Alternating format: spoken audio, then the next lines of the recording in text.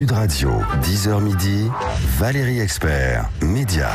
Média et la coupure pub dans les films. Troisième coupure pub, c'est ce qu'a annoncé le ministre de la Culture devant les journalistes médias. On va y revenir. Et puis, c'est cette réforme qui va changer quand même un certain nombre de choses pour nous. Rémi Pernelet, vous y étiez. Vous allez nous en parler dans un instant pour commenter les pistes avancées par le ministre. Benoît Darangon, bonjour. Vous êtes journaliste média au Parisien. Merci d'être avec nous. Surtout que là, vous avez un papier à faire parce que j'en profite pour dire qu'il y a un gros enjeu aujourd'hui puisque Orange a coupé le signal de BFM TV ce matin dans la guerre qui les oppose, Free Orange à BFM TV. Donc vous allez partir dans un instant, on pourra peut-être en dire un mot. Et puis Jacques Séguéla avec nous. Est-ce qu'on a besoin de vous présenter, Jacques Séguéla? Non, on va parler de la pub, encore plus de pub à la télé, mais bon, tu sens, on n'en peut plus de la pub.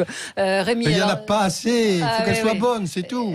Elle n'est pas bonne, franchement. Ah ben elle n'est pas suffisamment bonne, je suis bien d'accord avec vous. Franchement, vous avez fait des pubs. La seule survie de la publicité, c'est qu'elle soit bonne. Bah oui, mais là, elle n'est pas bonne. Très très bonne. Allez Rémi, vous étiez à ce déjeuner devant les journalistes médias avec le Franck Riester qui a annoncé les premières pistes. L'Association des journalistes médias, c'est vrai, il a indiqué les grandes lignes de la nouvelle loi sur l'audiovisuel. Enfin, il annoncera les décisions concernant l'audiovisuel public un peu plus tard, mais enfin, le ministre a déjà dévoilé plusieurs mesures importantes, notamment sur la publicité, on a parlé, c'est plus de pub. Il y aura de la pub segmentée et géolocalisée, autorisée, mais pas avec les adresses. Il va y avoir une troisième coupure des films et fictions de plus de 90 minutes. La fin du délai de 20 minutes obligatoire entre deux coupures pub. Et puis je précise que pour la pub, il a l'intention de fonctionner par décret. Donc la mise en œuvre, il veut qu'elle démarre fin septembre pour une application réelle au 1er janvier 2020. On va avoir l'occasion d'en parler. Alors, d'autres mesures ont été annoncées quand même. Plus de cinéma, la suppression des journées interdites de cinéma le mercredi et le samedi, et l'augmentation du nombre de soirées cinéma autorisées par an pour les chaînes. On passe de 192 à 244, mais ça fait une soirée possible en plus de cinéma pour chaque chaîne. Et puis, un grand débat sur les plateformes, une obligation pour les plateformes de contribuer à la création audiovisuelle en France, Netflix, Amazon, Disney, etc. Le CSA va signer des conventions avec les plateformes comme il l'a fait avec les chaînes et devront investir un pourcentage minimum de leur chiffre d'affaires en France dans la création audiovisuelle française, des films ou des séries. Et si elles ne payent pas, mesure de rétorsion, interdiction de diffusion. Seul problème, on va en parler, comment ça va être applicable. Et puis, le dernier point qu'il a évoqué, c'est l'un de nos amis, le CSA, qui va fusionner avec Adopi. On ne sait pas si ce sera mieux ou moins bien, mais en tout cas, il y a un rapprochement aussi avec l'ARCEP. Il y aura plus de moyens, plus de pouvoir.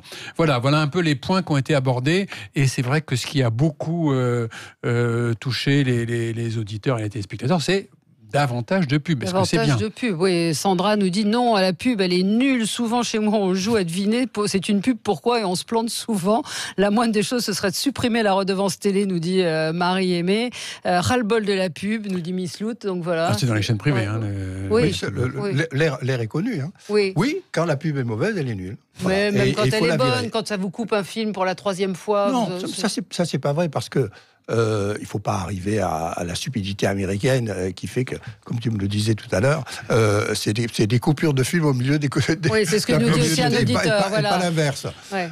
Mais la publicité, c'est un outil commercial fondamental. Quand une marque est privée de publicité, elle décline.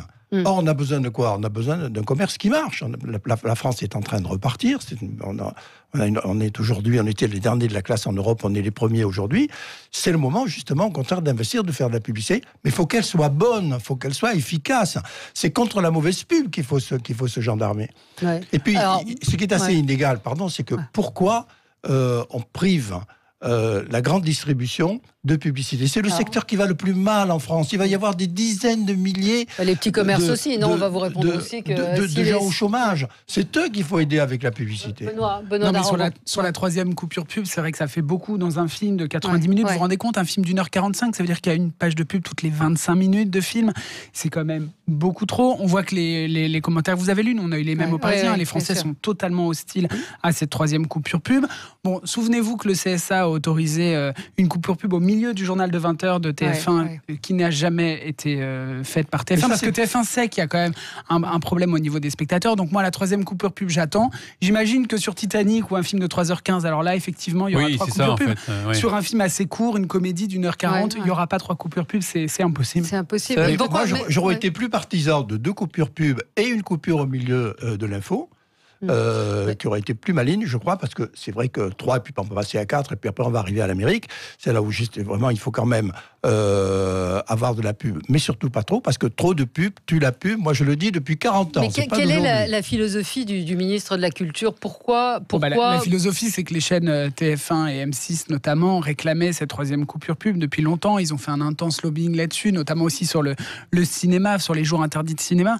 Ils imaginent qu'ils auront plus de chiffre d'affaires publicitaire en mettant des pubs au moment où il y a le plus de monde. Quel est l'intérêt de... L'intérêt, c'est de gagner plus d'argent. Oui, mais de l'État. Non, des chaînes, je comprends, mais de l'État. Pourquoi est-ce que l'État cède? L'État, ils se disent que les chaînes s'engagent à produire de la fiction, de mettre de l'argent dans la création en fonction de leur chiffre d'affaires. Donc, ce que nous a dit le ministre lundi, c'est que finalement, plus TF1 et M6 auront de chiffre d'affaires publicitaire, plus ils investiront dans du documentaire, dans du cinéma, dans du série. À ce moment-là, il faut que ce soit conditionné à ça. Mais la très bonne nouvelle, c'est que la publicité est en fait ouverte au cinéma. Ouais. Enfin, on est quand même les premiers producteurs de films européens. On est le pays qui essaye de lutter contre l'anschluss américain et leurs blockbusters de merde. Et enfin, on leur donne la possibilité de faire de la publicité. Vous savez que... c'est pas sûr que c'est pas les blockbusters de merde, comme vous dites, qui se payent les plus grosses campagnes de pub. Bien sûr. Bien sûr. C'est ce que j'allais dire. Aux États-Unis, quand un producteur fait son budget, dès le départ, il attribue une somme d'argent qui parfois peut être égale à la publicité et à la fabrication du film. Alors pas sur le blockbuster qui coûte des fortunes à faire, mais sur des films moyens, des petits moyens. Et c'est comme ça qu'on peut relancer le cinéma, et c'est comme ça qu'on peut donner le goût d'aller au cinéma, parce que le cinéma, c'est bien de chez nous. Il y a une logique quand même qui est de défendre l'existence de groupes audiovisuels français quand même puissants et importants. Il y a quand même beaucoup de pays où les groupes audiovisuels sont en perte de vitesse, donc ça se comprend. Je trouve par exemple légitime qu'on ait arrêté cette interdiction de diffuser des films le mercredi et le samedi, qui n'avait plus aucun sens, alors qu'on a Netflix, des plateformes, et que maintenant les gens, c'est pas la fréquentation du cinéma n'est pas en baisse. Donc ça, je trouve que c'est assez logique quand même. Pourquoi pas de film le samedi? Pourquoi? Parce que la famille va voir des films le samedi. C'était la création, c'est pour les gens au cinéma. De l'époque où il y avait des DVD, des cassettes vidéo, et on enregistrait avec Jacques, on enregistrait nos films du dimanche soir en cassette vidéo, on les regardait lundi. Il y avait déjà une concurrence délinéarisée. Mais la bonne chose aussi, c'est de s'attaquer aux plateformes et de s'attaquer à Netflix. Parce que c'est Netflix qui tue le cinéma. Mais si on n'est pas capable d'être compétitif, il y a un moment, il y a un bon élève. Pourquoi est-ce qu'on tape sur le bon élève? Netflix est capable de proposer des programmes de qualité. Parce qu'on lui a laissé les mains libres. Il n'a pas les mêmes règles que les télévisions. N'oublions pas qu'il a, je crois, 100...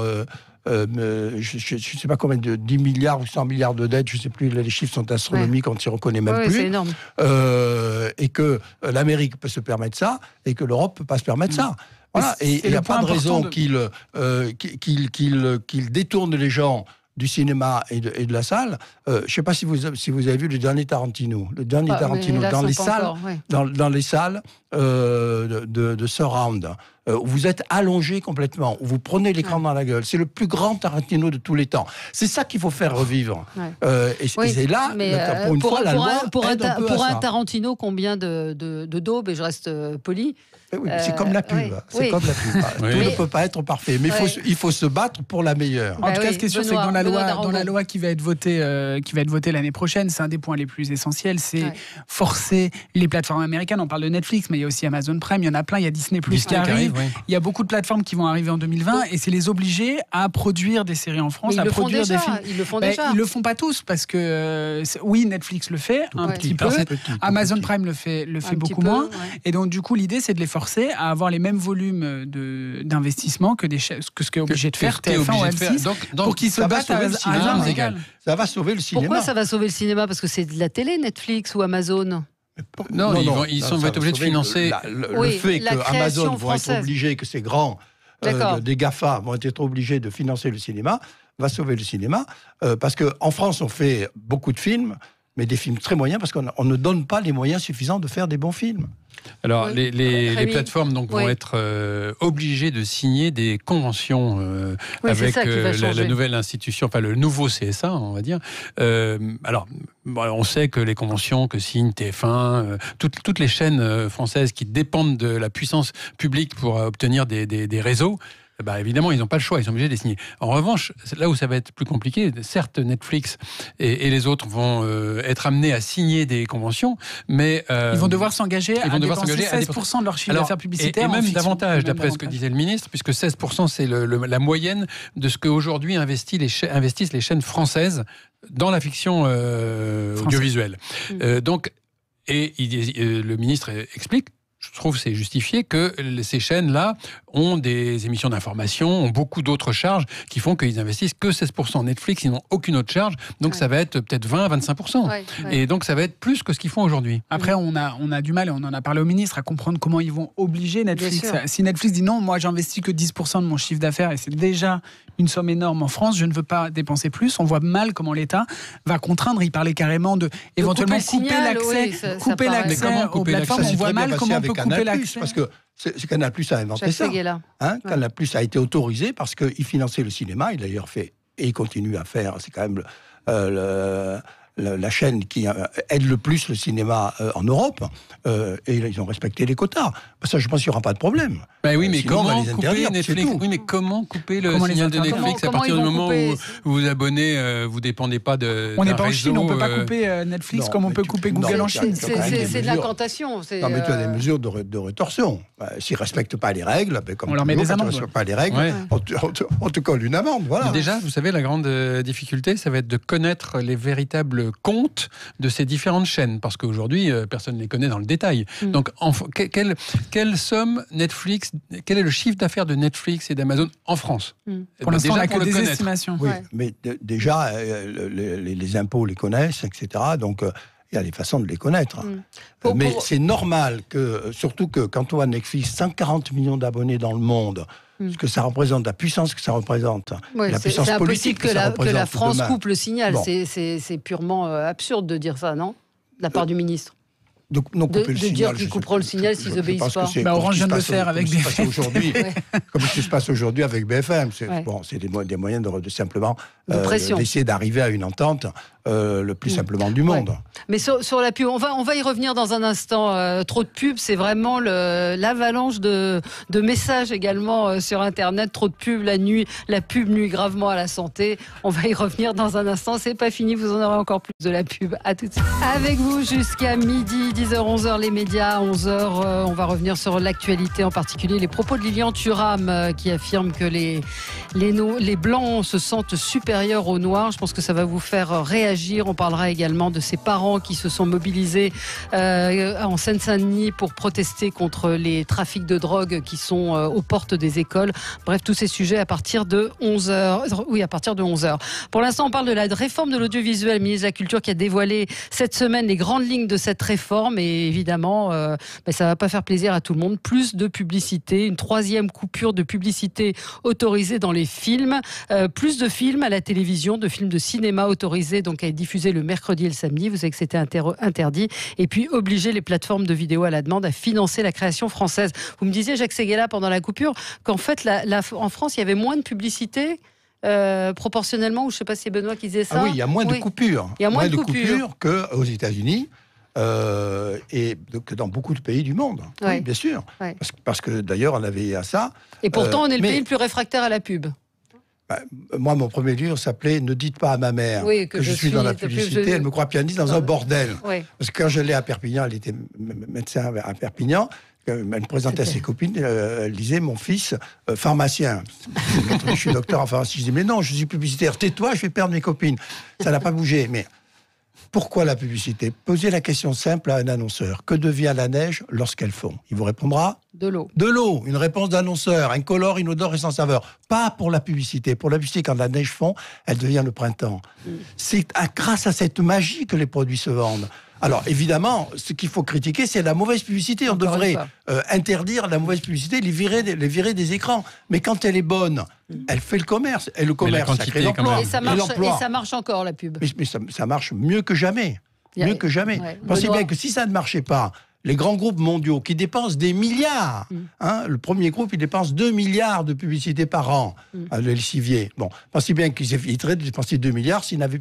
Et ils calculent ça semaine après semaine, et c'est très strict. Bien sûr que la publicité marche, et plus que jamais. Bon, aux États-Unis, c'est insupportable. Vous regardez un match de football américain ou un match de basket, il y a des pubs tout le temps. Vous regardez les Oscars, c'est comme ça qu'on a été invités au basket. 2 statuettes, une pub, 2 statuettes, une pub. Avant, c'était des mi-temps, mais ce sont des cartons. Voilà, ce sont des cartons. D'ailleurs, il y a eu ce débat en 2014 au moment de la Coupe du Monde de foot. Ils voulaient faire une mini coupure pub au milieu de la mi-temps pendant 30 secondes ou 1 minute, le temps juste de permettre aux footballeurs de boire de l'eau, et hop, on passait une pub, et ils ont renoncé devant la tollé parce que il faut pas tomber dans un système américain. Tout à l'heure que il n'y a pas plus de publicité, elle est répartie autrement. Oui, c'est ça, c'est Benoît qui disait ça. Donc il faut arrêter cette fake news qui est de dire il va y avoir plus de publicité.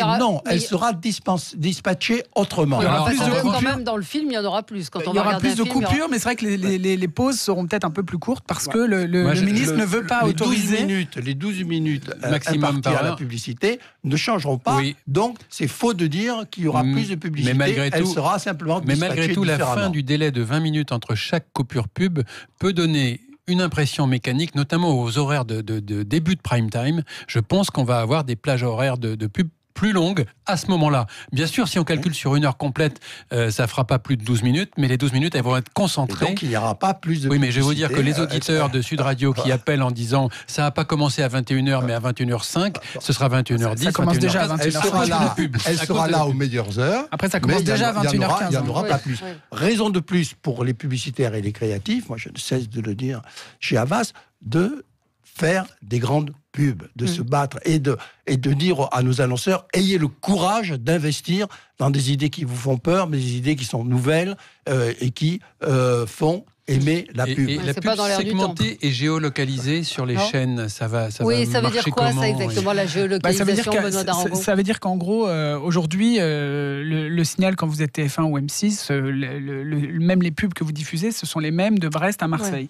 Et l'idée, c'est que demain, en fonction des régions, on puisse faire des spots un peu différents. C'est-à-dire que pendant 30 secondes, vous allez avoir une pub différente, je vous disais, à Lille, à Perpignan ou à Dijon. Et donc, on fait en radio, ce qui est possible en radio. Ce qui est totalement possible en radio et ce qui va être possible en télé, et ça permet par exemple de ne pas te faire de pub pour une marque d'automobile s'il n'y a pas de concessionnaire dans la ville, dans la ville où vous diffusez. Donc ça va permettre d'ajuster et ça permet de concurrencer ce que font les GAFA, ce que font Facebook, ce que font Google sur Internet. Vous le voyez bien quand vous cherchez une paire de chaussures sur Google, le lendemain il y en a partout sur les sites sur lesquels vous allez, et donc ça permettrait de ramener de la publicité qui est partie sur Facebook et Google et de la ramener dans le giron des médias français, donc des médias télévisés. Ça c'est une avancée formidable parce que moi j'ai honte. Au XXe siècle, quand je faisais de la pub, j'envoyais des tapis de bombes de spots au journal de 20h. C'était des bombardiers qui arrivaient. Et pour toucher 1 million de personnes susceptibles d'acheter une voiture, il y en a 9 millions, puisque l'audience était de 10 millions, il y en avait 9 millions qui recevaient des spots sur la figure. Aujourd'hui, on envoie des drones. On envoie un drone qui attaque directement la personne là où il faut, quand il faut, avec le message adapté. Ça, c'est un formidable progrès. Et ça fera baisser aussi le nombre de publicités, parce qu'elle deviendra plus sectorisée, plus concentrée, et on pourra en faire moins et la rendre plus efficace. C'est là où la technologie va enfin nous aider. Avec une difficulté que les publicités locales, c'est l'apanage des radios, vous le disiez, aussi de la presse quotidienne régionale qui vit largement de la pub pour la grande surface du coin, pour le concessionnaire automobile du coin. Et donc il y a un risque, en autorisant la télé à aller sur ce terrain-là, de priver d'une partie de ses recettes la presse quotidienne régionale. Par exemple, on sait qu'il y a un gros concessionnaire d'une marque automobile dans la région de Perpignan. En fait, ils vont prendre cette marque, mais ils ne vont pas dire il ne va pas y avoir l'adresse. Rendez-vous avenue de la République. C'est réservé à la PQR. Pourquoi cette réforme de l'audiovisuel et pourquoi ces axes-là précisément ont été choisis ? Il y a, je ne sais pas, Rémi peut-être, sur la réforme de l'audiovisuel, elle était nécessaire cette réforme ? Oui, quand même. Depuis longtemps. Je pense que ça fait des années que cette loi, c'est ça, n'a pas été révisée. Mais est-ce qu'elle est assez ambitieuse pour le coup ? C'est-à-dire annoncer une troisième coupure de pub. On attend quand même un grand volet qui est le volet de l'audiovisuel public. Qu'est-ce qui se passe ? Ça va être normalement complètement réorganisé. On sait qu'il y a des chaînes qui sont supprimées, ça a déjà annoncé, mais enfin, qui va nommer les patrons de chaîne ? Tout ce volet-là, il n'a pas été indiqué. Il n'a pas été évoqué. Il y a eu une grande réforme il y a 10 ans. Il y a eu une grande réforme il y a 10 ans quand Nicolas Sarkozy a supprimé la pub après 20h sur le service public, quand il a décidé de changer la façon de nommer les patrons de l'audiovisuel public, qui n'avait pas été un consensus, on va dire ça comme ça, c'est un euphémisme. Et donc du coup, après, François Hollande était revenu en arrière, notamment sur la nomination des patrons de l'audiovisuel public. C'est vrai qu'il y avait beaucoup de questions qui étaient en suspens. Emmanuel Macron avait promis pendant sa campagne de faire une loi sur l'audiovisuel l'audiovisuel et ça fait 2 ans et demi. On sait déjà que le nouveau CSA ne nommera plus les patrons de l'audiovisuel public. Ça a été déjà annoncé. Donc cette loi, elle est attendue et notamment, vous le disiez, Jacques Séguéla, l'audiovisuel privé réclame avec son bâton de pèlerin depuis des années, notamment l'assouplissement des règles sur le cinéma ou de la publicité. Ça va aider le commerce, on en a besoin. Ça va aider le cinéma, on en a besoin. C'est une des plus belles industries de notre pays. Et ça ne va pas toucher au quota de la publicité. Les Français n'auront pas plus de publicité sur la figure. Elle sera répartie différemment. Charge maintenant aux agences de la faire meilleure. Et charge aux consommateurs, quand ils n'aiment pas une publicité, de le dire et de faire une obstruction à la publicité. Et charge aux publicitaires de convaincre les téléspectateurs que c'est bien pour eux d'avoir plus de pubs. Convaincre les marques aussi de ne pas signer des campagnes affligeantes. Mais par exemple, la publicité comme j'aime, parce qu'il y a des auditeurs qui y font référence, vous avez vu cette publicité qui a été matraquée pour un régime. Je ne veux pas attaquer les concurrents, donc je fermerai ma gueule, mais j'en passe pas moins. Voilà. Mais regardez, c'est pas Versailles ici, qui est notre dernière campagne. C'est formidable. C'est une belle publicité pour l'économie d'énergie. Tout le monde aujourd'hui commence à réduire les pièces en disant c'est pas Versailles ici. Donc la belle publicité, c'est celle-là qui touche, celle qui est populaire, c'est celle qui a du cœur et qui défend des grandes causes. Car 20% de la publicité aujourd'hui est attribuée aux grandes causes. La pub est le seul métier du monde qui consacre 20% de son économie à rendre le monde meilleur. C'est pour ça qu'il faut l'aimer. Bon, merci Jacques Séguéla. Je t'aime. Merci Jacques Séguéla, merci Benoît d'Aragon d'être venu ce matin et merci Rémi Pernelet. On va vous retrouver régulièrement dans l'émission également. On se retrouve nous dans quelques instants pour le 11h midi avec les débatteurs pour les débats d'actualité avec vous sur Sud Radio 0826 300 300. À tout de suite. Avec vous pour le débat. Ils ont déjà commencé à débattre. Régis de Castelnau, est inarrêtable. Il n'a pas parlé de l'été, donc il est là en forme. C'est tellement malheureux. Régis de Castelnau, avocat, votre blog Vue du droit. Vous collaborez également au magazine Causeur, l'excellent magazine d'Elisabeth Lévy qu'on retrouve tous les matins désormais sur Sud Radio. François Monboise, président de la FEVAD, la Fédération Européenne de la Vente à Distance. Bonjour. Judith Weintraub, grand reporter au Figaro Magazine et Hassen Amou, responsable associatif, fondateur du collectif marseillais Trop jeune pour mourir. Bonjour à tous. On va revenir sur ce qui s'est passé à Marseille, justement, puisque vous habitez Marseille, un patient qui allait pour une dialyse, un patient atteint de la maladie d'Alzheimer qui a disparu et on l'a retrouvé au bout de 15 jours dans un local technique. Il s'était perdu et personne n'a pu le retrouver ni le localiser. Il y a quand même un problème d'organisation à l'hôpital, on pourra en reparler avec la grève aux urgences qui sont plus qu'au bord de l'explosion. Est-ce que vous avez confiance en notre hôpital? Dites-le nous, racontez-nous si vous avez eu, vous, des expériences. Ça peut aussi bien se passer, mais c'est vrai qu'il y a quand même quelques incidents qui font que on peut s'inquiéter. En banlieue, les parents, en particulier en Seine-Saint-Denis, obligés de faire des chaînes humaines contre les dealers, l'État totalement impuissant face au trafic de drogue et aux délinquants en particulier. Et puis les propos de l'ancien footballeur Lilian Thuram, les Blancs qui se sentent supérieurs aux Noirs, c'est comme ça, dit-il. Les Blancs sont racistes. Êtes-vous choqués par ces propos? 0826 300 300. On va passer à vos coups de cœur et vos coups de gueule et on va commencer avec Judith. D'accord. Oui. Alors, moi, mon coup de gueule, c'est l'arrêt du programme Astrid. Qu'est-ce que c'est, Astrid? C'est un réacteur nucléaire de 4e génération qui est destiné à la recherche et qui est un modèle écologique. Il fonctionne en économie circulaire, il recycle, il ne fait pas de déchets, enfin c'est absolument formidable.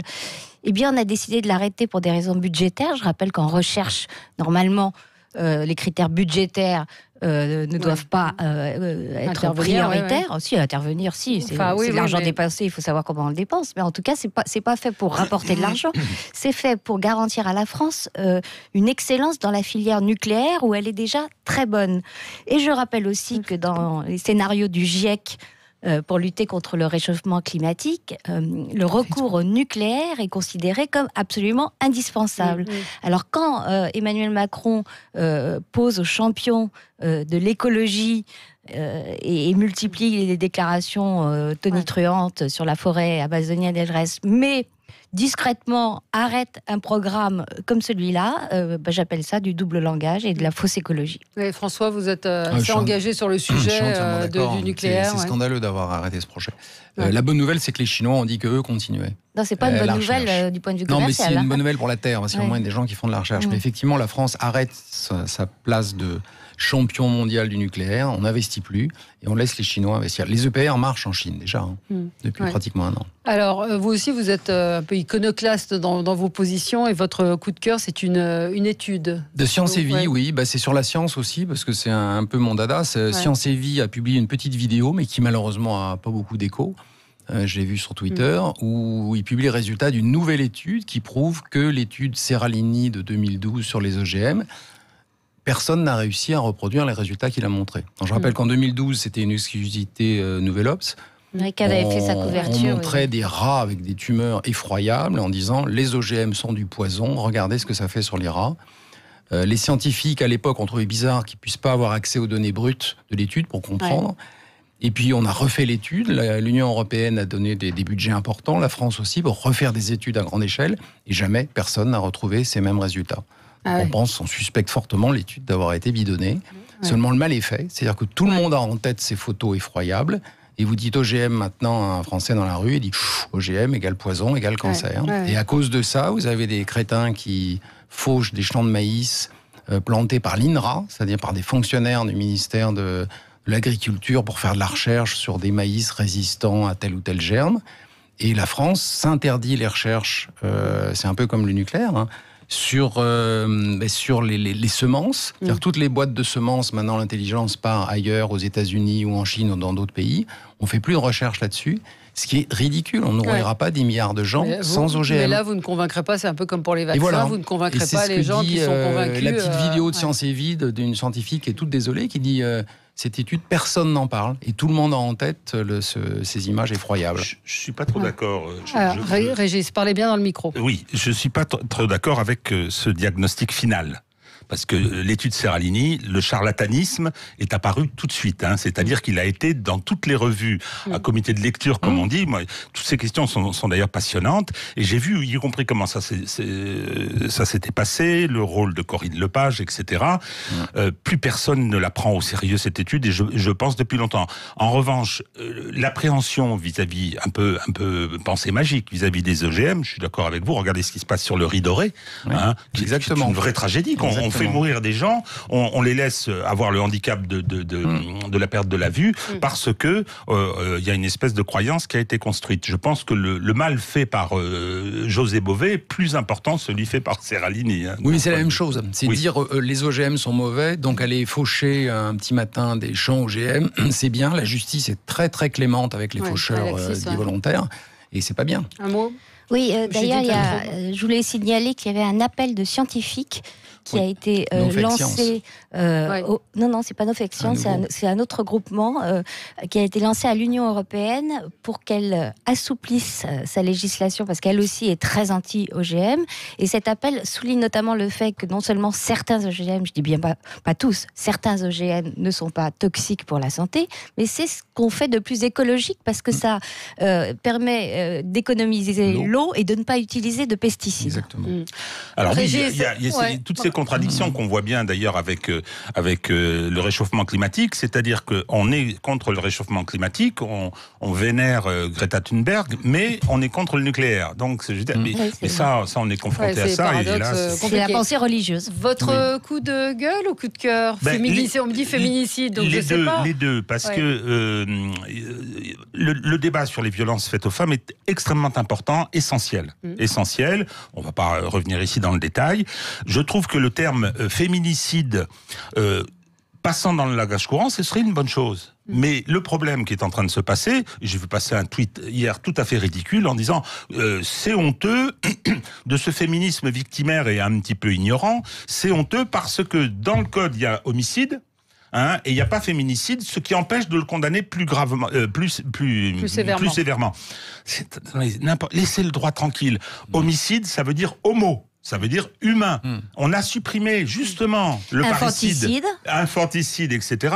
Hein, et cette démarche-là est profondément négative parce que tout le monde se contracte. Quand c'est porté par Caroline de Haas ou autre, on a l'impression que c'est comme l'écriture inclusive, on veut forcer. Non, moi, je trouve que l'expression féminicide comme infanticide ou parricide, c'est-à-dire le meurtre de sa conjointe, puisque c'est dans cela que ça se passe, ce serait pas mal que ça passe dans le langage courant. Moi, je le vois assez bien. Vous démontrez que c'est... Vous démontrez qu'au contraire, ça dessert la cause que ça prétend défendre. Je ne veux pas que ce soit dans le code pénal et qu'on vienne dire s'il n'y a pas féminicide dans le code pénal, parce que justement... Mais vous rêvez, si ça s'impose dans le langage courant, ça s'imposera dans le code pénal. Mais non, puisque parricide était dans le code et il en est sorti. Et on continue à dire parricide. Parce que c'est pas du tout les mêmes enjeux. Il n'y a pas de militantisme, d'association, de défense. Justement, je dis que cette volonté... Alors, qu'est-ce qui va se passer? Madame Schiappa va faire une loi, on mettra féminicide dans le code, ce qui est une hérésie juridique totale. Donc il ne faut pas que ce soit dans le langage courant. Tout le monde sera content et ça continuera, et on aura les 300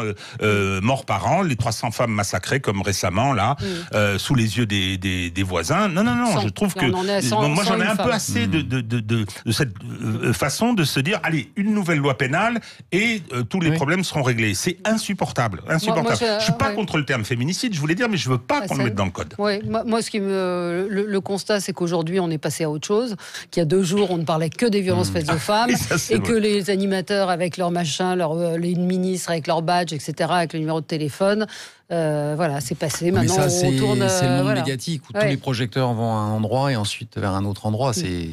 Hassan Amou, sur le mot féminicide, un point de vue? Mais je crois que moi, je m'aligne un peu sur ce que vient de dire Régis. Et je crois qu'au-delà des mots et de la communication, on a l'un des codes pénals les plus durs d'Europe.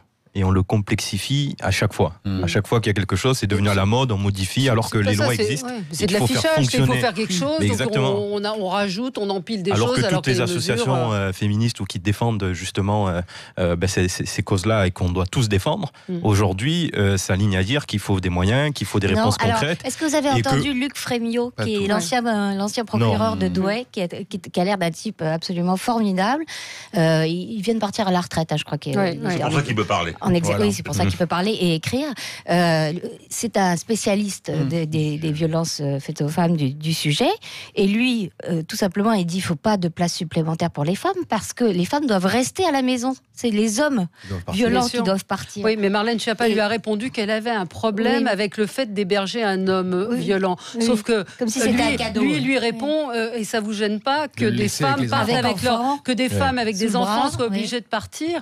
Et c'est vrai que cet homme, il se trouve que je le connais depuis une vingtaine d'années, qu'on a vu ensemble passer 5 secrétaires d'État qui ont... C'est pour ça que ça me fait un petit peu doucement rire, et c'est ironique ce que je dis. On a vu passer 5 secrétaires d'État qui sont venus avec chacun des mesures, toujours plus, on va mettre des affichettes dans les commissariats, on va former les policiers. Ça fait... Je vous dis 20 ans que ça dure et personne ne l'écoute lui avec une expérience qui a fonctionné.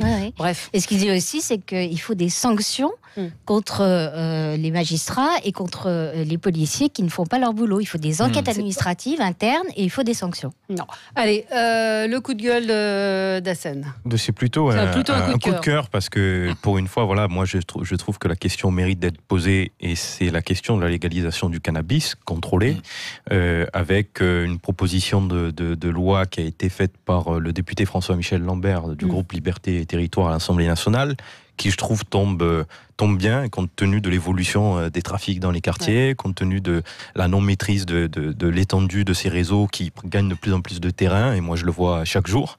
Donc je trouve que la question mérite d'être posée, et je trouve que le débat doit avoir lieu, que ce soit à l'Assemblée nationale ou sur la place publique, parce qu'il y a une vraie question. Alors Lambert fait la proposition par exemple que les taxes que vont générer, donc on estime que c'est à peu près 2 milliards de revenus que génère aujourd'hui le trafic, pourraient servir à la prévention de la consommation de drogue pour les plus jeunes dans les quartiers. Et plus généralement. On ne va pas faire le débat maintenant, mais en tout cas c'est vrai que ça mérite d'être posé, en particulier avec le sujet dont on va parler dans ça revient un souvent, instant. Ça revient souvent dans le débat public. Il y a un mouvement mondial. Vous voyez que des États comme le Colorado ont légalisé. Le Colorado, c'est vraiment des États Trump. C'est l'Amérique profonde, c'est pas New York. Et le résultat, c'est quoi ? Le résultat, c'est qu'il n'y a pas d'augmentation sensible, il n'y a pas les gens se. Mais est-ce qu'il y a moins de trafic ? Il y a une baisse de la délinquance. Ah oui, bien sûr. Il y a moins de trafic. Bien sûr, puisqu'on l'achète dans des magasins. Le problème, effondre la délinquance. Moi, j'ai pas d'opinion tranchée. Je trouve que la prohibition a montré qu'elle génère du crime. Bon, ça c'est clair, pas seulement la prohibition de l'alcool aux États-Unis, mais après, bon, j'ai lu d'autres études sur justement le fait que ces économies parallèles vont se mettre sur autre chose. Bon, je sais pas. Autre débat. Allez, on se retrouve dans un instant. On va parler de la situation dans nos hôpitaux, aux urgences et dans les hôpitaux en général. Radio, 10h midi, Valérie Expert, débat. Le 11h midi avec vous pour commenter l'actualité. L'actualité, eh bien, il y a pas mal de choses. Effectivement, la situation dans les hôpitaux. Je veux juste vous faire réagir, c'est un petit truc. C'est le retour d'Alexandre Benalla. Vous savez qu'il a ouvert un compte Twitter. Et alors hier, il y a un Brésilien, un ancien champion de MMA, vous savez, ce sport assez violent et de jiu-jitsu où tout est permis, qui a dit « Le seul feu qui brûle est dans le cœur des Brésiliens et dans celui de notre président, espèce de clown ». Il s'adressait à Emmanuel Macron. « Viens ici, tu vas te faire tordre ton cou de poulette ». Alexandre Benalla, son sang n'a fait qu'un tour et il a dit Renzo Gracie semble avoir une grande bouche. Si vous voulez, je vous propose un octogone. Votre discours n'est pas digne d'un ancien grand sportif.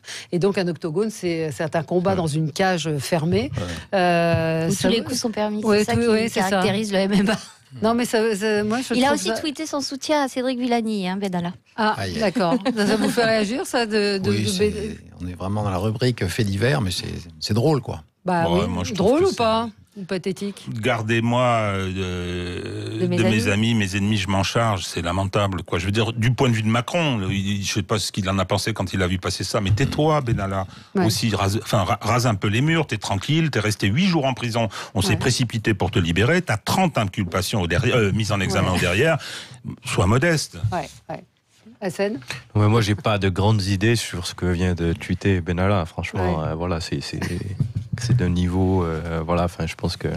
Non, mais c'est des gens qui devraient se taire. Il y a aussi le débat, je voulais qu'on l'évoque, on en parlera peut-être, Tariq Ramadan qui publie un livre le 11 septembre prochain. On en parlait hors antenne. Vous allez le défendre Oui, non, je défends son droit à s'exprimer. C'est-à-dire qu'il a été en secret de l'instruction. Il y a eu pas mal d'éléments qui sont sortis. Moi, j'ai été interpellé. Je suis avocat, donc j'ai discuté avec des gens, pas très loin du dossier. Il y a effectivement pas mal de choses dans cette affaire. Il est resté 10 mois en détention provisoire, une détention qui ne se justifiait pas au regard des critères habituels. Aujourd'hui, il s'exprime en disant « je vous donne mon point de vue ». Justement, nous, on lapide pas. Donc c'est pour ça que je considère que c'est supérieur à ce que lui veut nous proposer, veut nous imposer quelque part, parce qu'il y a de ça. Donc notre supériorité, notre dignité, c'est de le laisser s'exprimer. Mais j'ai vu sur les réseaux hier la clameur, quoi, contre. On a le droit d'être un peu choqué, non ? Non, parce que vous savez, en cette période, on a plus grand-chose qui choque. Je suis d'accord avec vous. Oula. Bon. Non, moi je suis d'accord avec Régis. J'espère simplement, puisqu'il va faire des promotions, que les journalistes qui l'intervieweront sont à la hauteur. C'est tout. Demain, il est sur une radio concurrente, donc voilà. On verra. Alors, Lilian Thuram, hier, à propos du racisme dans les stades et des cris racistes en particulier en Italie, a réagi et pour lui, il dit qu'il y a une hypocrisie incroyable, il y a un manque de volonté de résoudre le problème. Et il ajoute, il faut prendre conscience que le monde du foot n'est pas raciste, mais qu'il y a du racisme dans la culture italienne, française, européenne. Il est nécessaire d'avoir le courage de dire que les Blancs pensent être supérieurs et qu'ils croient l'être. De toute manière, ce sont eux qui doivent trouver une solution à leurs problèmes. Les Noirs ne traiteront jamais les Blancs de cette façon et pour n'importe quelle raison. C'est l'histoire qu'il dit. C'est un discours raciste. C'est typiquement ce qu'on appelle un discours raciste. Accolé à une catégorie de personnes du fait de sa couleur de peau, un comportement, ça s'appelle du racisme. Ouais. Et le plus triste dans l'histoire, c'est que Lilian Thuram est un gourou, et un gourou qui a été courtisé de longue date par nos dirigeants. Ouais. Aussi bien Najat Vallaud-Belkacem, ancien ministre de l'Éducation, qui se baladait avec lui partout où elle pouvait et qui l'encourageait avec sa fondation à prêcher la bonne parole dans l'éducation nationale, que Emmanuel Macron, qui l'a invité en juillet à son rassemblement de Noirs ou d'Africains ou de personnes d'origine africaine. Je ne sais pas quel était le discriminant qui justifiait l'invitation à l'Élysée. Je crois que ça déshonore ses combats qu'il a pu mener. Alors moi, je suis pour habitude, je suis pour que les sportifs s'expriment, parce qu'ils ne sont pas que sportifs. Ils sont aussi citoyens, ils vivent le pays comme nous, ils ont le droit à la parole comme n'importe quel citoyen. En revanche, ce qui est dommage, c'est que c'est un homme qui a voulu s'engager contre un nombre d'inégalités et qui aujourd'hui ne le représente pas dans ce genre de propos. Il se trompe de combat, c'est juste détestable ce qu'il dit, la manière dont il le dit. Voilà, faut le dire. Rokhaya Diallo sort de ce corps.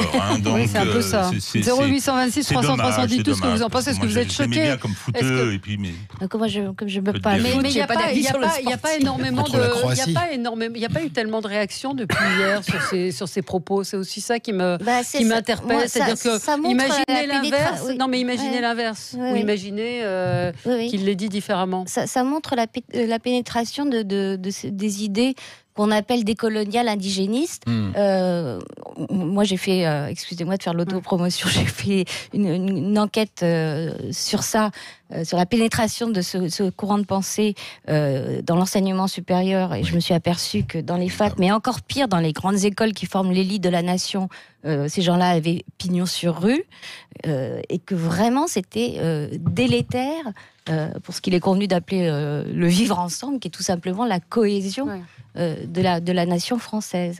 Le raisonnement décolonial ayant comme postulat que, alors, il ne nie pas qu'il y ait du racisme anti-blanc, on a progressé, mais ils disent c'est pas grave, parce que de toute façon, tout se lie. Il ne peut pas y en avoir aussi.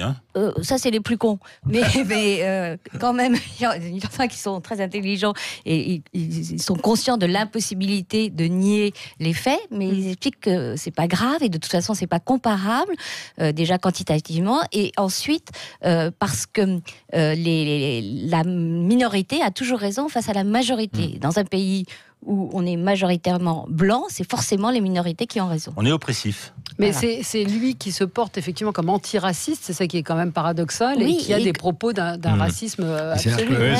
Depuis 20 ans, l'antiracisme est passé de SOS raciste, il n'y a pas de différence, on est tous pareils, rien ne compte, et oui, il y a des différences, elles existent et on les justifie. Et c'est le même mot antiracisme désigne des choses qui sont complètement différentes. Et on tourne effectivement, comme dit Judith, vers ces mouvements indigénistes. Alors, dans l'anecdote, vous avez vu la pub de Brad Pitt ou pour Christian Dior, pour Sauvage, où il mimait une danse d'Indien autour d'un feu. Il a arrêté, la pub a été supprimée aux États-Unis. La pub a été supprimée devant la pression. Parce que ça, c'est de l'appropriation culturelle d'une danse indienne. Non, mais en plus, nous, on en rit en France, mais là-bas, c'est sérieux. On n'en rit pas. Mais ça fait rire quand on entend ça. Et Dior a arrêté la pub. J'ai cité hier l'exemple d'M6 qui va mettre à l'antenne une adaptation du roman d'Agatha Christie, Dix Petits Nègres. Il n'emploie pas le nom Dix Petits Nègres, ça s'appelle Ils étaient 10. Voilà. Pour ne pas avoir de problème, justement, employer ce mot. Mais vous avez vu la polémique avec François de Rugy pendant l'été. Il a été blanchi, il y a une association qui a porté plainte. Donc, non, j'ai pas vu ça non plus. Vous avez tout loupé. Je dis, il ne faut pas partir en vacances. Dans la tête de certains, le racisme, il va que dans un sens pour ceux qui sont issus de cette diversité, etc. Tout ça. Mais on vit une période très compliquée où je trouve que ce genre de propos, d'ailleurs, exacerbe un certain nombre de comportements. Et je trouve que, pour un homme qui se bat contre le racisme, etc., il devrait avoir à l'esprit qu'il existe aussi un racisme dans l'autre sens, et il en est la preuve puisque par ces propos-là. Allez, on se retrouve dans un instant, 0826 300 300. On va parler de ce patient retrouvé mort à Marseille. Il y a quand même un gros problème dans nos hôpitaux, problème d'accueil, problème d'organisation, problème de personnel avec des urgences qui sont en grève. 239 services d'urgence toujours en grève. Appelez-nous pour nous raconter ce que vous vivez quand vous allez à l'hôpital. À tout de suite. 10h midi, Valérie Expert, débat. De retour dans le studio de Sud Radio avec vous pour débattre, pour commenter l'actualité avec vous, avec Judith Weintraub, avec Régis de Castelnau, avec François Monboisse et avec également Hassen Hamou. On parle donc de ce qui s'est passé à Marseille avec un homme qui était allé pour une chimiothérapie, qui était en EHPAD, qui était atteint de la maladie d'Alzheimer, qui a patienté 3 heures, qui a disparu. On l'a retrouvé 15 jours après dans un recoin de l'hôpital. Vous êtes nombreux à vouloir témoigner, à nous appeler. On a Richard qui nous appelle des Landes. Bonjour Richard. Bonjour. Racontez-nous, vous, ce que vous avez vécu, parce que beaucoup de gens nous disent qu'il y a quand même un énorme problème de désorganisation à l'hôpital. Oui, c'est vrai qu'il y a un problème de désorganisation. Moi-même, j'en étais témoin très récemment, puisque mon papa, qui a 103 ans et qui était en pleine forme, puisque nous avions fait l'ouverture de la truite avec lui, avec ses enfants et pas mal de petits de l'arrière, etc., au mois de mars dernier. Il a la chance d'avoir ce capital santé, hors norme, je dirais, et il était orienté donc sur le service hôpital pendant un mois, puis ensuite un service long séjour.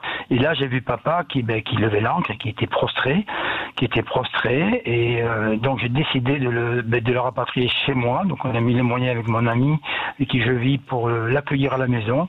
Et incroyable, pas plus tard qu'hier, il a joué à la pétanque avec un de ses fils. C'est incroyable. Ça veut dire que le fauteuil roulant que nous avions acheté tout neuf, il a servi 48 heures. Ça veut dire que le matin, il se lève à 7h15, il prend son petit déjeuner avec nous, il fait son lit, il va aux toilettes, il est de moins en moins incontinent. Pourquoi ? Parce qu'il arrive à se remuscler, il a très bon appétit, ok. Et c'est vrai que moi, ce qui m'avait choqué dans l'hôpital où il était, c'est le manque de moyens qui vous saute à la figure. C'est clair, net et précis. Mais ce que je voudrais dire aussi, ce n'est pas tellement la force. Le personnel fait ce qu'il peut avec les moyens qu'il a. Oui. C'est pas lui qu'il faut tellement incriminer. Et c'est pas non plus le gouvernement, puisque là actuellement, on va dans une société, on est de plus en plus, je dirais, assistés. Ça veut dire que c'est à nous, les enfants, à accompagner nos parents dans la mesure de nos moyens chez nous, parce que ça coûtera moins cher à la collectivité. Beaucoup de politiques en sont conscients. C'est pas toujours possible non plus. Les pathologies ne le permettent pas toujours. Je suis d'accord avec vous.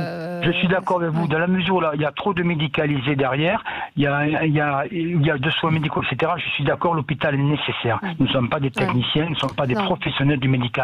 Mais en ce qui concerne, si on peut accompagner le plus longtemps possible, c'est un peu facile de dire, moi j'ai ma vie, etc., j'ai mes enfants, et hop, je mets mes parents. Comment on faisait il y a 50 ans ? Comment on faisait 50 ans ? On doit ça à nos aînés. Moi je pense.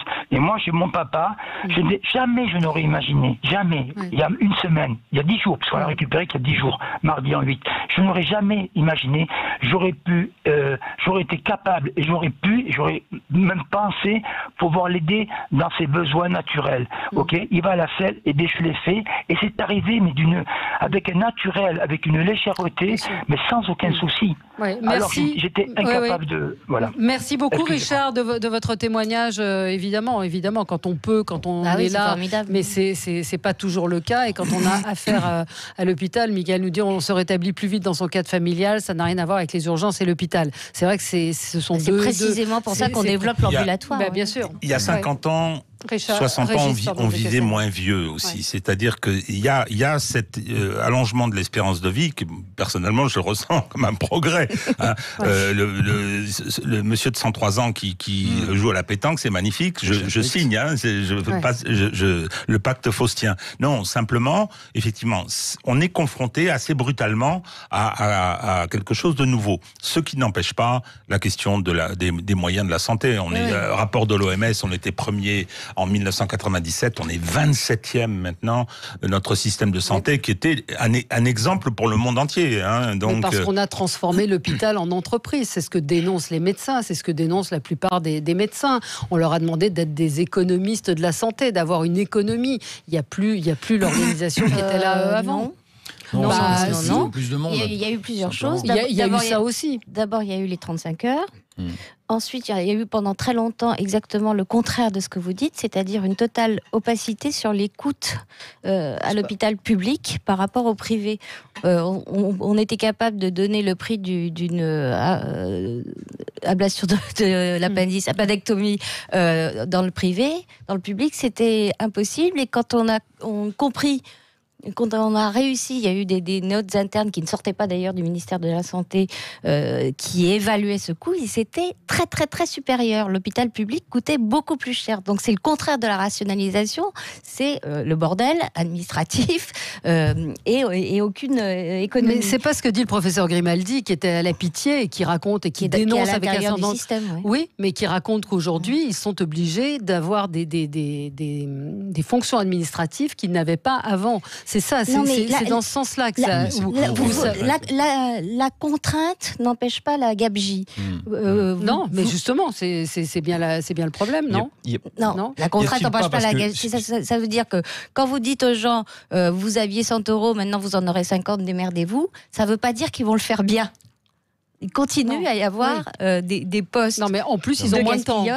Et en plus, les personnels sont très mal payés. Ils sont très mal payés, on a du mal à recruter. Enfin, il y a une pénurie, voilà, il y a un problème de moyens aussi, moi j'en suis certain. Mais je crois aussi qu'on va souvent aux urgences, moi, pour discuter avec certains urgentistes, pour parfois pas grand-chose, là où à une certaine époque on le réglait ailleurs, chez des médecins généralistes. Il y a un problème d'organisation. Je pense qu'Agnès Buzyn, pour le coup, ça fait plaisir aussi parfois d'entendre un autre discours sur l'organisation, sur la manière dont on met en place aussi pour fluidifier les urgences, parce que c'est une réalité. Quand on y va, on passe des heures et on ne sait plus quelles sont véritablement les priorités, qui c'est qui vient pour des problèmes plutôt sérieux et ceux qui en abusent alors qu'ils ont plutôt des bobos qui pourraient se régler autrement. Je pense que ça, c'est une vraie question aussi. Il ne faut pas le balayer d'un revers de main. Parce qu'on peut aussi dépenser intelligemment sur les conditions et l'amélioration des conditions de travail de certains urgentistes qui sont dans certains hôpitaux déplorables. Et on le voit encore à Marseille avec ce drame de ce monsieur qui est mort, parce que l'hôpital était en partie en rénovation et dont on ne sait pas dans quelles conditions il est mort, comment est-ce que le personnel n'a pas pu se rendre compte qu'il avait disparu au bout de 15 jours. Enfin, toutes ces questions-là s'ajoutent à une situation qui est déjà traîne depuis quelques mois en France sur la condition de travail, sur les conditions de travail de nos urgentistes. Les urgences, je crois qu'ils sont complètement sous l'eau. Enfin, tous les reportages le montrent, tous les témoignages, ils sont sous l'eau. Alors, pour l'instant, pendant des années, ils ont encaissé, jusqu'à ce qu'un service d'urgence ait eu l'idée. En fait, ils ont eu raison pour attirer les caméras, de mettre tout le personnel en arrêt maladie. Mais par souci de soigner les gens, ils n'osaient pas faire grève. Et cyniquement, tous les gouvernants laissaient faire. Alors pourquoi ils sont sous l'eau ? Ils sont sous l'eau parce que les jeunes généralistes n'assurent plus les week-ends. Discuter avec les médecins, c'est un gros changement. Avant, les médecins faisaient des permanences.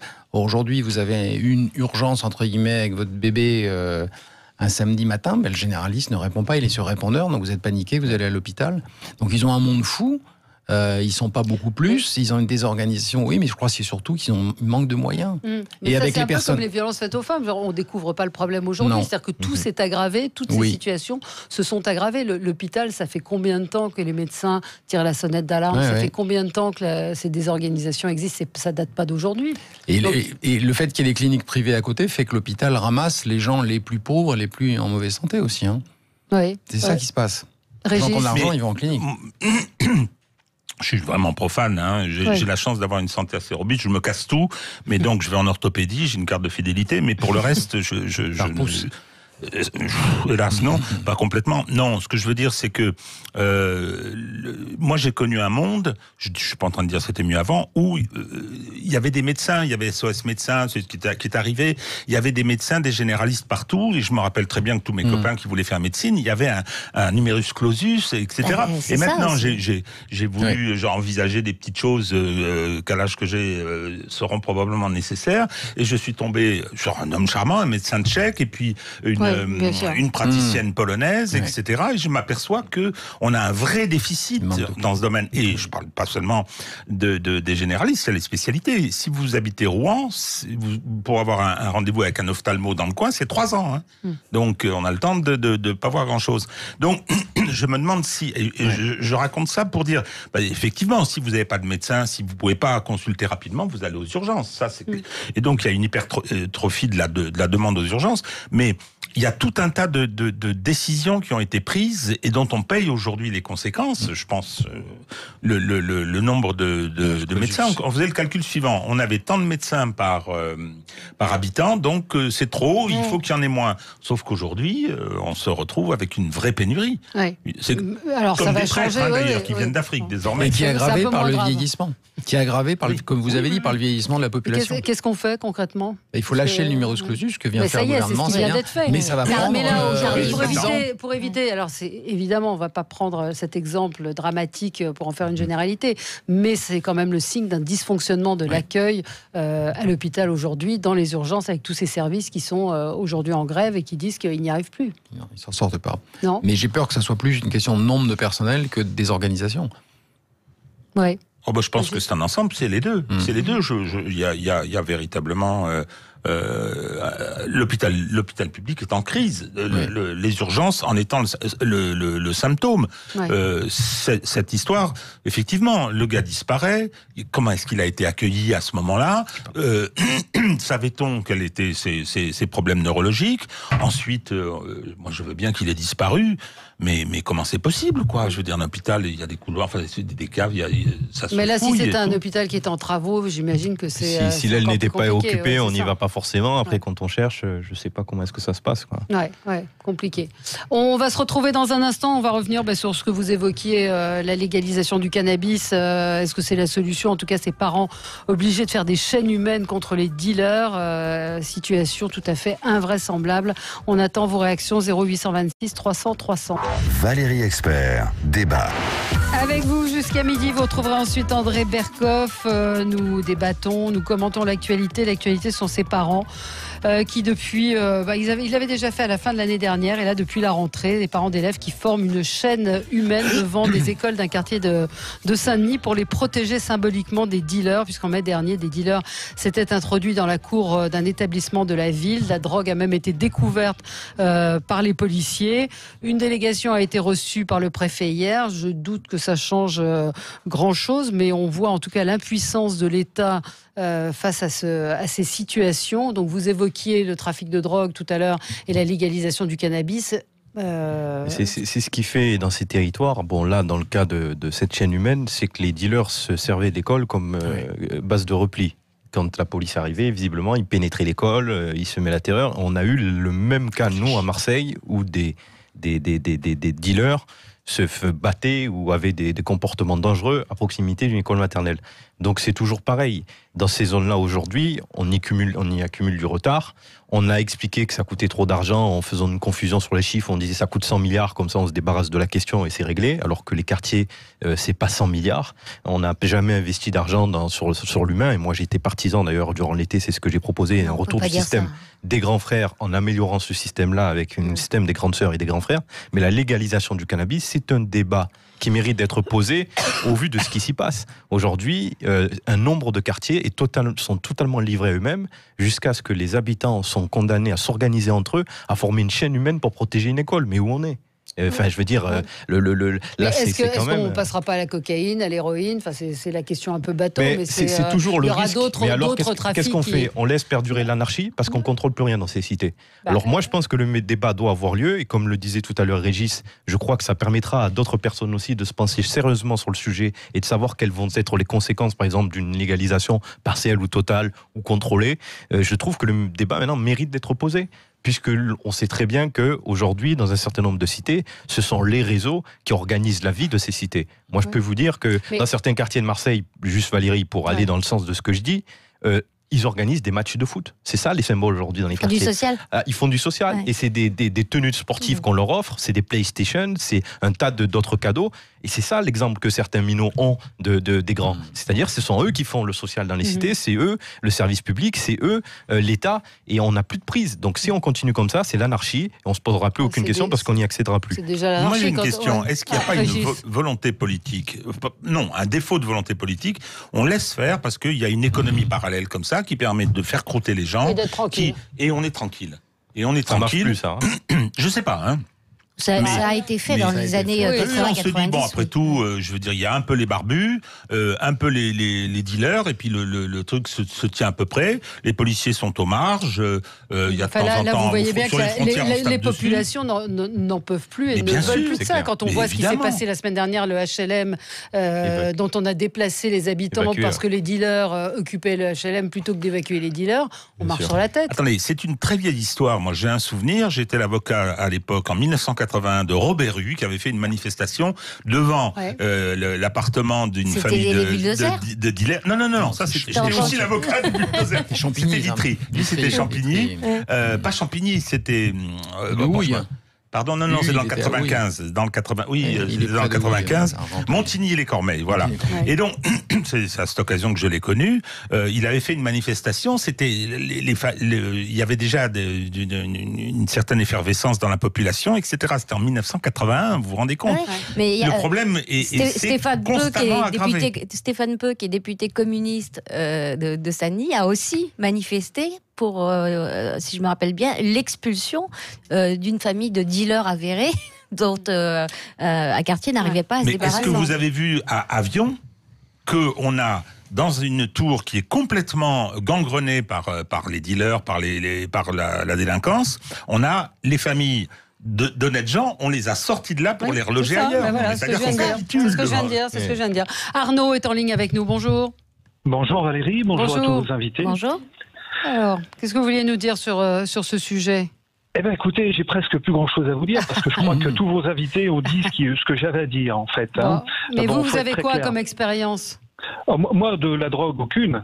Mais de la drogue, aucune. Par contre, en tant qu'adulte, j'ai un peu de recul. Et je crois que tout a été dit, en fait. Il faut bien comprendre que la drogue qui circule, et vos invités l'ont rappelé, il y a quand même, on se pose la question de la légalisation de ces produits illicites, soit pour les contrôler, soit pour créer, quelque part, des revenus en France. Parce que si on les contrôle, ça crée des taxes, forcément, TVA et puis autres. Et donc, ça crée forcément un revenu. D'ailleurs, je rappelle qu'il était question à un moment donné de se poser la question de savoir si on n'allait pas intégrer ces produits-là dans l'économie d'un pays parce que ça fait partie de l'économie et donc de l'intégrer dans le calcul du PIB. Je rappelle également qu'il y a des pays qui vivent entièrement de la culture de plantes illicites, comme en Afghanistan. Donc forcément, à un moment donné, ça rentre dans l'économie mondiale, dans l'économie de marché. Donc pour répondre clairement à la question, est-ce qu'il y a un laisser, est-ce que l'État est impuissant ? Non, l'État n'est pas impuissant. L'État est volontaire pour que ça se passe comme ça. C'est un petit peu différent. Peut-être que c'était le cas il y a quelques années. Je pense qu'aujourd'hui, on arrive quand même à une situation où ils sont un petit peu dépassés justement par ce laisser-faire. On a un auditeur qui s'adresse à vous, Hassan, et qui dit c'est vrai, c'est pas obligé de faire des chaînes humaines contre les dealers, il faut légaliser le crime. Mais dans ce cas-là, faudra-t-il criminaliser les gentils ? Car jusqu'à quand ces derniers se contenteront de baisser la tête ? C'est-à-dire qu'on va... non, c'est pas légaliser le crime. Non, mais il y a une violence qui a dépassé aussi ses habitants. Je veux dire, à l'époque, moi j'ai conscience d'une chose, c'est quand je fais la proposition d'un retour du système des grands frères à travers un système amélioré. Non, mais tout dépend sous quel... Parce que moi j'ai lu beaucoup de choses là-dessus. Bon, mais une chose est sûre, c'est qu'aujourd'hui, la question se pose, c'est qu'aujourd'hui, la place de l'ancien dans la cité, l'autorité de l'adulte, elle est totalement abîmée. Et aujourd'hui, ça veut dire, est-ce qu'un adulte aujourd'hui est prêt à faire face à des armes, par exemple ?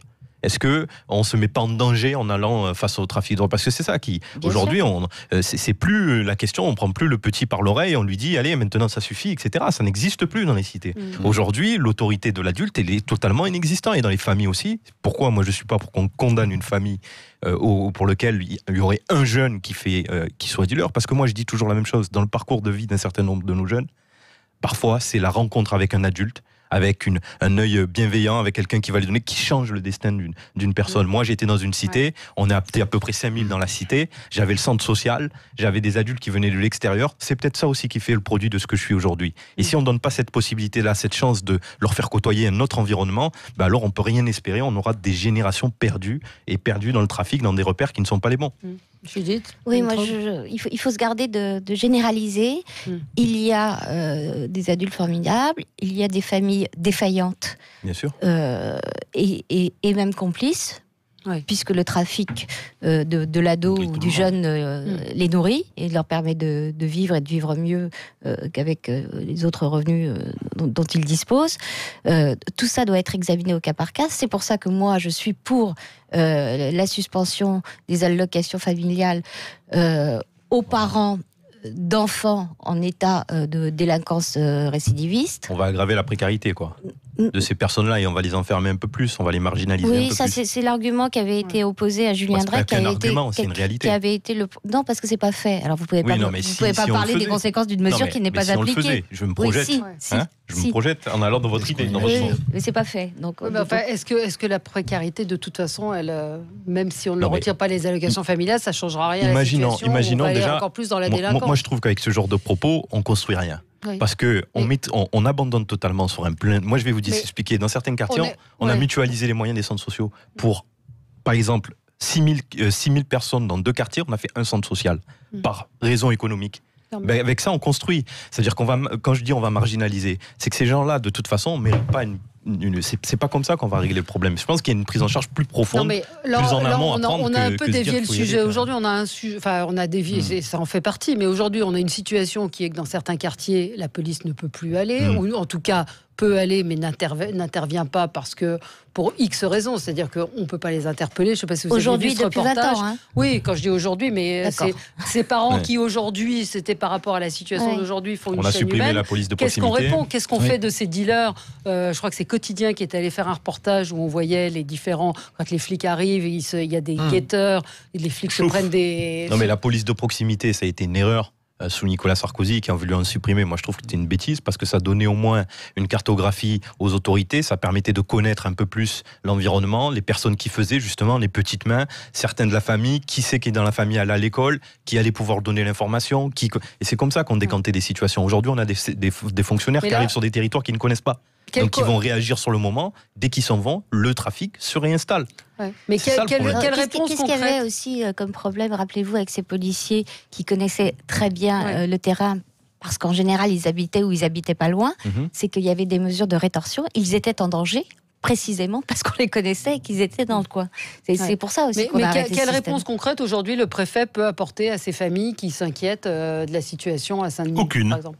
Aucune. Parce qu'ils ont fait 20 policiers de plus dans l'école de Saint-Denis. Oui, mais on va mettre 20 policiers ici, il y aura une autre voie d'eau à colmater. C'est pour ça qu'il faut essayer, tester, mais en France, on n'aime pas tester le fait de légaliser le cannabis. Mais je pense que juridiquement, ça fait tomber d'un seul coup les sources de revenus. Parce qu'effectivement, comme vous dites, les sources de revenus dans certains quartiers, c'est uniquement le trafic de shit et les ventes de shit. Mais et si on légalise, de quoi?